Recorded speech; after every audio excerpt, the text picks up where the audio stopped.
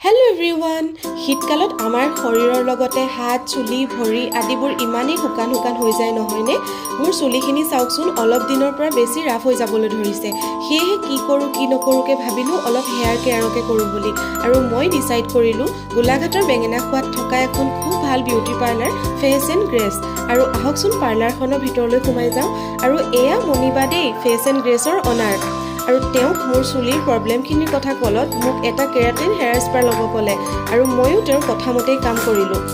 আপোনালোকে যদি এখন ভাল পাৰ্লাৰত নিজকে কেয়াৰ লোৱাব বিচাৰে তেন্তে ফেচ এণ্ড গ্ৰেছত আহিব পাৰে লগতে party makeup bridal makeup mehndi আৰু যিহেতু এতিয়া সৰস্বতী পূজাৰ বতৰ সেয়েহে আপোনালোকে আহি নিজকে সজাই তুলিব পাৰে আৰু তেওঁলোকৰ কামবোৰ চাই আপোনালোকে গম পাইছেই চাগে ময়ো খুব ভাল পালোঁ মোৰ চুলিখিনিক এটা নতুন জীৱন দিয়াৰ বাবে আৰু আজিৰ মিনি ব্লগটো ইমানেই আছিলে পুনৰ এটা মিনি ব্লগেৰে আপোনালোকক আকৌ লগ পাম তো বাই বাই